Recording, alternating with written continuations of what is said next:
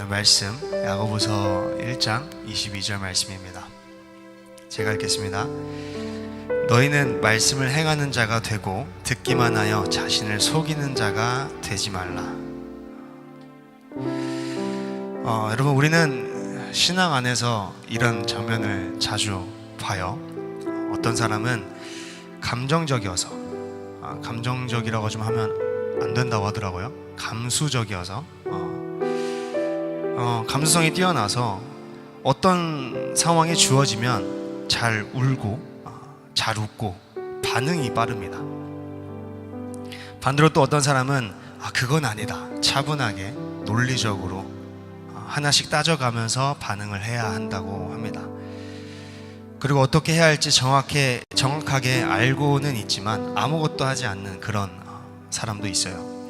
문제는 여기서 서로 이해를 잘 못해요.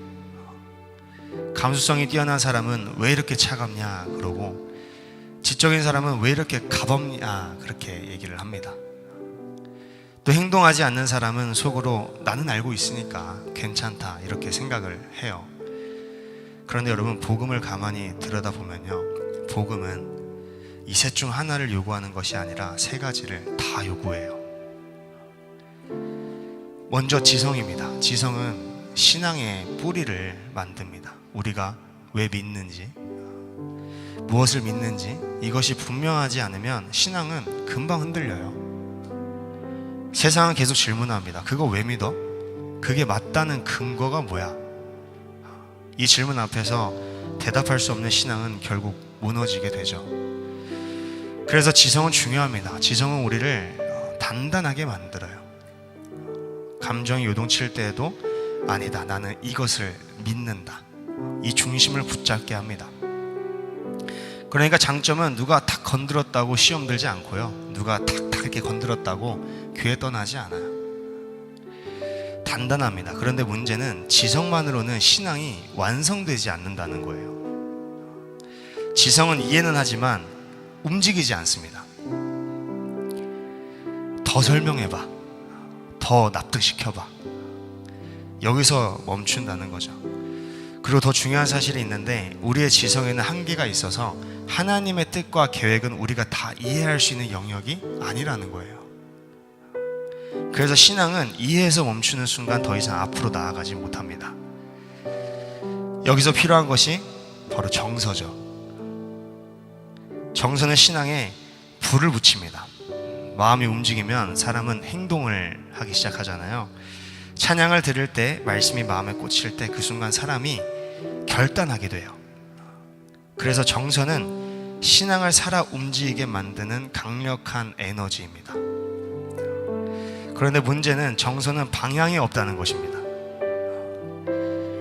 느낌이 좋으면 그게 맞는 것처럼 따라가고, 따뜻하면 진리인지 아닌지 따지지도 않고 그냥 가요. 그래서 정서는 혼자 가면 위험해요. 여러분, 뜨겁지만 방향이 없는 신앙은 결국 어디로든 흔들리게 되어 있습니다. 그래서 지성이 필요한 거예요. 정서를 붙잡아 줄 기준이 필요합니다. 반대로 지성만 있고 정서가 없으면 알고는 있지만 아무것도 하지 않는 신앙이 되죠. 그래서 복음은 이 둘을 동시에 요구하는 것입니다. 지성은 방향을 잡고 정서는 움직이게 하는 거예요. 그런데 여기서 끝이 아니고 복음은 한 가지를 더 요구하는데, 그게 바로 행동입니다. 많은 사람들이 여기서 멈춰요. 알고 느끼고, 그런데 하지 않는, 그건 신앙이 아니죠. 복음은 알게 하고 느끼게 하고 결국 살게 만듭니다. 행동하지 않는 믿음은 성경이 말하는 믿음이 아니에요. 그래서 우리의 신앙은 알고 느끼고 행하는 것, 이 세 가지가 분리되면 안 됩니다. 여러분, 지성만 붙잡고 있습니까? 그렇다면 차갑게 굳어가고 있는 겁니다. 정서만 따라가고 있습니까? 그렇다면 방향 없이 흔들리고 있는 겁니다. 알고 느끼지만 행하지 않고 있습니까? 그렇다면 이미 멈춰 있는 신앙입니다. 그래서 우리는 기도해야 돼요. 하나님, 제가 아는 복음이 이해로만 끝나지 않게 해주십시오. 제 마음으로 체감하게 하여 주십시오. 그리고 그 감정이 흔들리지 않도록 진리로 붙잡아 주십시오. 그리고 이것이 삶으로 이어지게 하여 주십시오.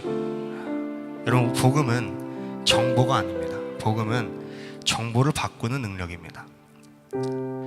그래서 복음은 머리에만 머무르지 않고 마음을 지나 삶으로 드러나야 돼요. 그래서 우리는 날마다 자신의 신앙을 점검해야 됩니다. 나는 어디에 머물러 있는가? 지식인가? 감정인가? 아니면 멈춰버린 상태인가? 우리는 날마다 한 걸음씩이라도 더 나아가야 돼요. 알았다면 느끼시고, 느꼈다면 순종하셔야 됩니다.